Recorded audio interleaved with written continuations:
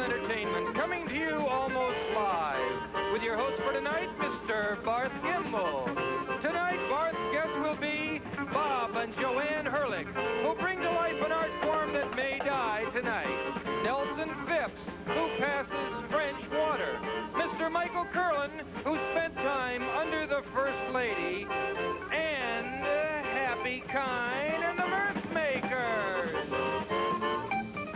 And me, I'm Jerry Hubbard. And now here's your host and mine, Mr. Barth Gimbel.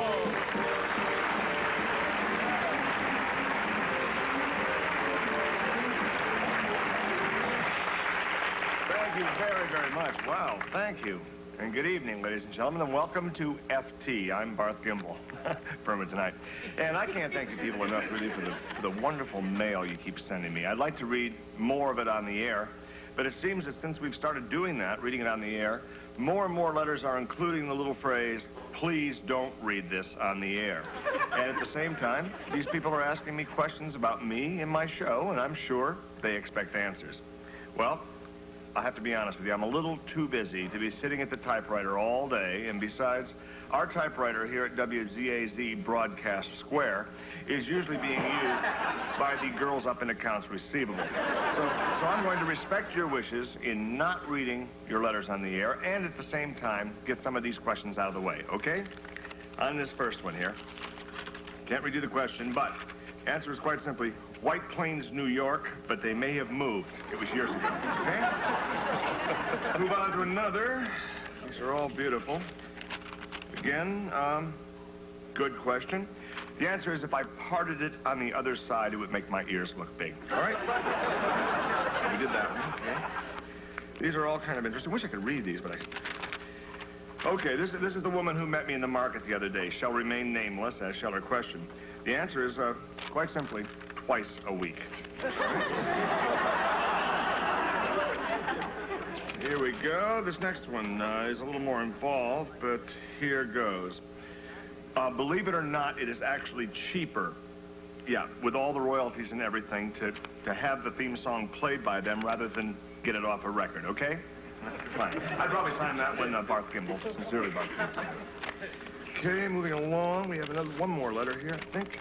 Here's one that really threw me for a loop. This is one I decided not to read on the air, but I'll try to answer it anyway. Here it goes. I sent that check more than 2 months ago, okay? The problem must be in your mailroom. Now, if you persist in sending me mail like this, I'm going to take legal action and call the Better Business Bureau, all right? That out of the way. And lastly, oh, I remember this one. This is a young girl up at North Fernwood Junior High who wrote me what, I don't know, a note that I think is so darn charming. It really deserves to be read on the air. I think it would give a kind of a warm smile to everyone. But she asked me not to, and I simply have to answer it without reading it. Forgive me. I wish we could. It's a darling letter, though. But quite simply, Donna, sweetheart, I was 13, and it was great. Okay? That's great. What did I tell you?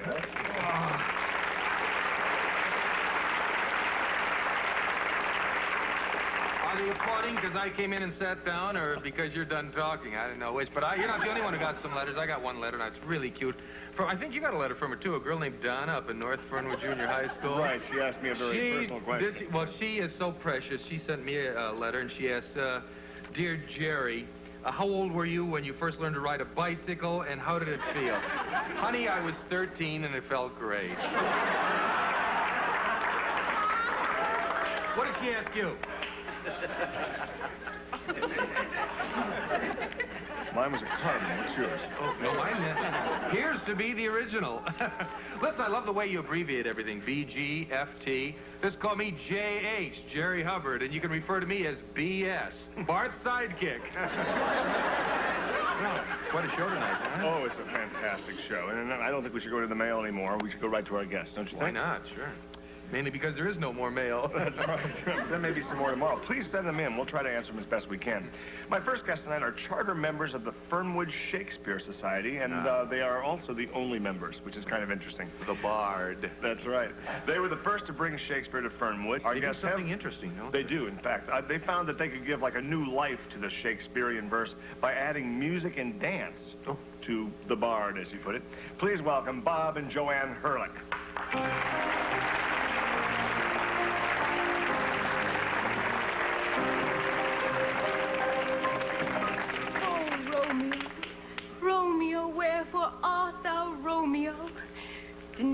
thy father and refuse thy name?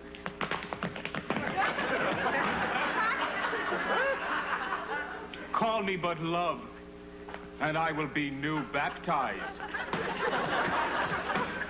Henceforth, I never will be Romeo. Oh, 'tis almost morning, and I would have thee gone.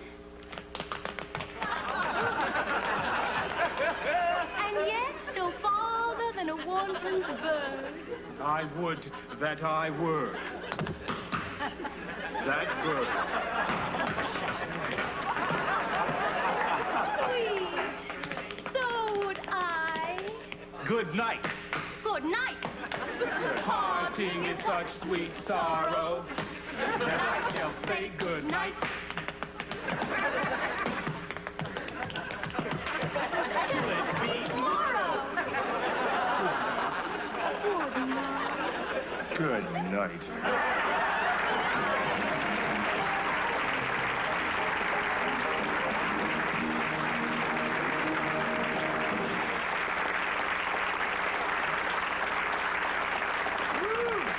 We'll be right back after this word. Please don't go away.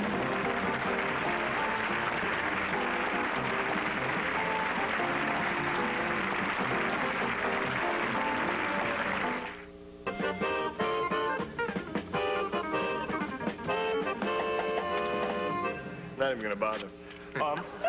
You know, I've always... Shakespeare, that was great, wasn't it? The Shakespeare. Oh, you forgot already? The two that just came out and danced. Oh, they were wonderful. Yeah, because the hardest part, as any actor will tell you about doing Shakespeare, is memorizing all those words. Yeah. And then to actually have to learn the steps, too. Right. But it's great for the audience, because who knows what the actors are talking about. But you can just sit back and watch them dance. That's great. Right. You know, I've always been a skeptic when it comes to faith healing. Now, I know that might offend some of you sincere believers who bow down in front of your TV sets on Sunday mornings, but you have to know who to trust. A friend of mine with a terrible spastic colitis condition went to this so-called faith healer and who worked out of a storefront and looked like a bum, to be honest, you know. And well, to make a long story short, not only did my friend not get rid of that condition, but he got a terrible case of psoriasis on his forehead. Just from laying it on his hands. Man, he was a bum. Anyway, that's not to cast aspersions on all faith healers, that's for sure. Here with a new approach to faith healing is Mr. Nelson Phipps. Let's bring him.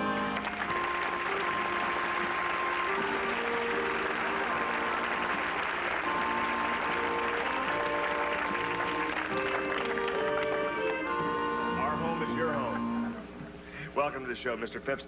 I understand you have a plan to offer miracle cures to a sick American public. Yes, I have a plan to offer miracle cures to a sick American public. Now, you gentlemen probably know that the village of Lourdes over in France is the most sacredest, most holiest spot on the face of the earth. Do you know why that is? It's on account of that spring water that bubbles up that has those miraculous healing powers. Sure. Millions of people every year, they make pilgrimages there to Lourdes so they can bathe themselves in that holy water and cure themselves. I myself went over there and I was cured of my terminal halitosis. Really? Which can not only kill you, but kill others. That's the problem. That's right. And while I was there, this idea come to me. I had a vision. I heard voices, and the voices said to me, Nelson Phipps, and I said, yes. And they said, why don't you bring Lourdes to America? Why don't you provide a place where American people can have access to that actual Lourdes water in an environment where everybody talks perfect English? Actual Lourdes water here in America. Lourdes water here in America. Wow. I bought me the rights to pump out as much of that Lourdes water as I want, up to 500,000 acre-feet per annum. Woo. Every year. That's quite a break for you, and especially, and all Americans, really, I think. Where will people be able to go and get this treatment with this water? Well, people will be able to go and get this treatment with this water at my Lourdes West Healing and Amusement Centers. In fact, I will show this is a multicolor art rendering. Yeah, now this isn't the real thing. This is something you're planning, and this is a multicolored art rendering. That's right. It's done for me by a one-eyed Bulgarian boy who'd never had no lessons at all. Yes. Right. Now, you see, what I have always felt that healing should be fun. Sure. I mean, not just for the sick person, but there should be something for the family and friends. Great. So here you're talking about rides and roller coasters? I'm talking about rides and roller coasters. See, at that foreign, that's a depressing place. I mean, there's a bunch of sick people over there in a somber atmosphere, just splashing and splattering water on their infirmities. Depressing in an amusement park. Oh, we go over like a lead balloon, I think, over here. Is that where they filmed Song of Bernadette over there? I never heard of that. It's not a song, it was a movie. Oh. You know, in listening to the doctor talk here, something dawned on me. He looks like Buffalo Bill, doesn't he? That's never been mentioned to me. That's very good. I wanted to tell you now, at my amusement parks, we're going to have a lot of fantastic rides. We're going to have one that's like a roller coaster.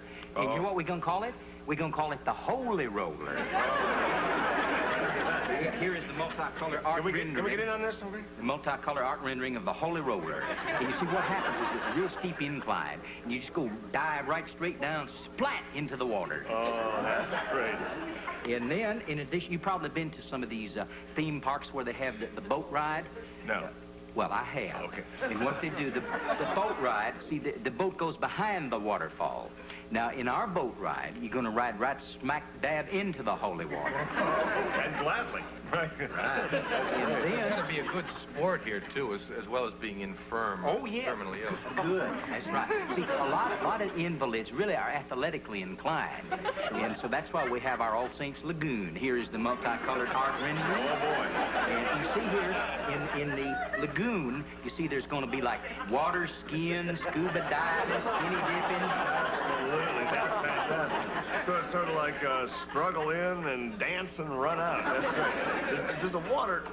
I mean, you probably get asked this 1,000 times. Does the I water... get asked this 1,000 times.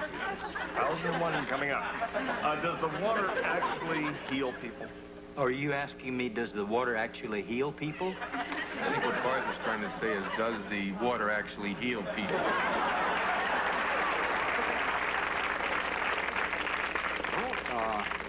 Let me say this about that. Okay. If I was a disabled person, I would be a fool not to try something that just could possibly heal my broken body. Right. Now, in my places, my healing parks, we're not going to have any fellas, you know, with the $50 haircut and the $500 suit that run up and grab you by the forehead and say, heal! Good, because people hate that. That's why we're not going to do it. My brother trained his dog that way. He just put his hand on him and he taught him to heal.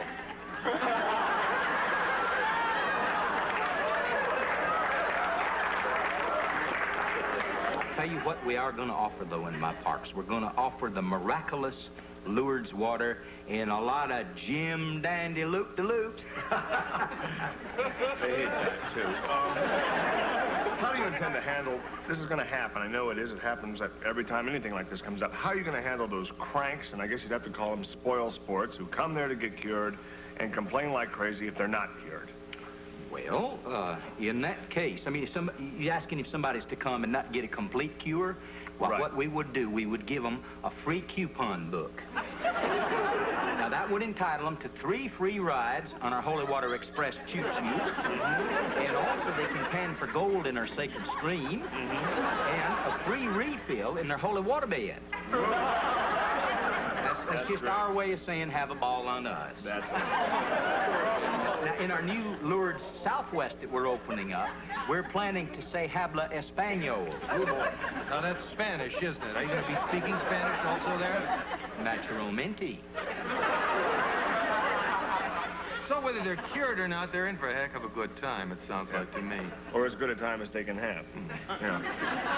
Now, sometimes people say to me, do you have like a logo for your healing parks. Yes, I have a logo for my healing parks. Oh, and that's here it is great. in the multicolor art rendering, the sign of the silver crutches. Okay. Let's spot those anywhere. You could also have the golden fallen arches, couldn't you? That's great. And what else we gonna do for all the little kiddies that come? We gonna give them one of our sacred squirt guns. Bang, bang, you're healed. Oh, that's wonderful. Well, good luck to you, Mr. Phipps, with this noble and I would say humanitarian venture, except it's not really. We'll be right back, okay?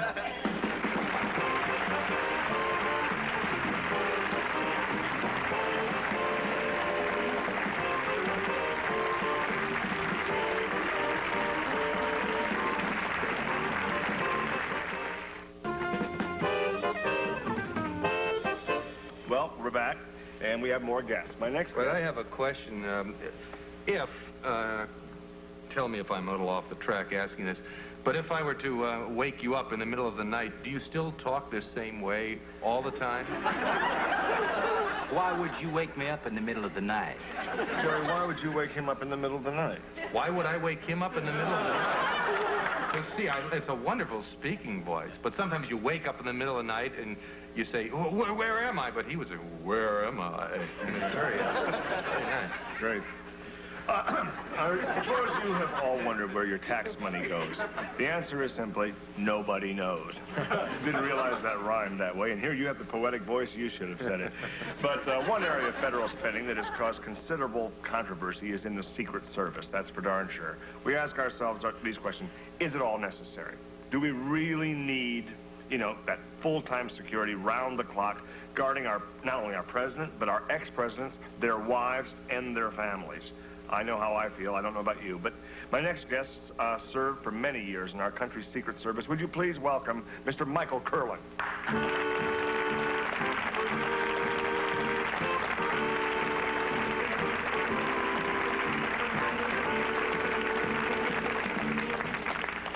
You sat right down there without checking in or anything. I guess I guess you know where you are. Mr. Curlin, it must have been very exciting, really, to guard our nation's presidents, wasn't it? Well, I've met quite a few of the presidents, but I didn't get the chance to actually guard the presidents themselves. You see, I served with the Special First Lady Division of the Secret Service. Oh, well what's it like protecting, let's say, a Bess Truman, something like that? Yes. Let me add that for the past 10 years, I had been assigned to guard her life. It was in my own hands, Miss Bess Truman. It was Bess Truman. Of course, yes, you're right. Oh, that's incredible. Sounds like there might be a little security leak here, huh? Yeah.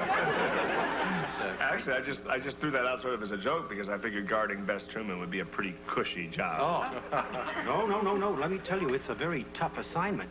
I mean, as you know, the first ladies, as they get older, they become more and more easier targets. I mean, take Bess Truman now. She's 92 years old. Why, wow. Naturally, she's a slow-moving target. How slow-moving is she?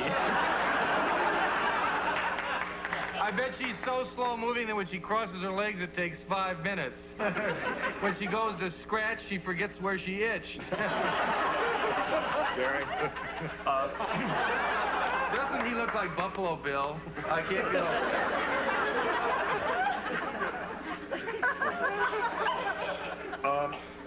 Have there been any real, I mean, you're guarding Bess Truman, guarding her life, really. Have there been any attempts? No. You see, we do an absolutely thorough job, such a thorough job that nobody would even dare try. No, you see, for example, now, we sort of like screen all of the workmen that come into the house, and we make sure that we check all deliveries. For instance, now, if the delivery boy were to bring groceries to the house, well, we'd go through the fruits and vegetables to make sure that there are no needle marks. You know, we don't want to have Bess poisoned. Sign of an injection or something like that. True, yes. Now, especially her cantaloupe. Oh, she loves her cantaloupe. Easy to chew. I imagine a little poison would ruin her old breakfast. She'd fall head first into her mush. She'd go, help, I can't sit down. Basically, that's one of the reasons why we try to maintain a complete guard on all sides of our First Lady. And it's with Bess that we've come up with this new system, which we call the undermanned system, where we try to have a man in the area underneath the First Lady at all times. Because, of course, you Well, know... that's so many different areas, and what sort of places? Well, for instance, now, there's, if she sits on her back porch, for instance. Okay. We have a man underneath it. When she goes to bed at night, we have a man underneath the bed. Supposing she were to feel like taking a little drive through the park, well, we have a man underneath the back seat of that car. You see, one of the main things that we want to do is we want to make sure that our First Lady is sitting on one of our agents at all times. Well, these are fascinating stories, Mr. Curlin, and they're all in your book here about our First Ladies here. Forgotten but not gone. All these stories are in here and even more. This is terrific. I'm sure that all the taxpayers will feel a lot better now knowing how their money is being spent because, well, now you won't feel so guilty when you cheat on your tax forms, okay? Right? Okay. You want me to repeat that? To thank Buffalo Bill or Buffalo Bob, or what did you call him? I have a pair of trousers with a hole in the back. Could I dip them in some of that magic water and have miracle weed? Yeah. Who knows? It might open a whole new industry there. Well, Mr. Phipps, best of luck with your Lord's West. We saw that earlier. Thank you for letting us see your book, Jerry. Whip this book and have it healed together. Yeah, thank you. That's great. Happy Tiny Birthday. That's it. We're out of time. Good night, folks. Also appearing on tonight's show were Frank Coppola as Bob Hurlick, Sandra Lowell as Joanne Hurlick, Robert Easton as Nelson Phipps, and Dave Morrick as Michael Curlin.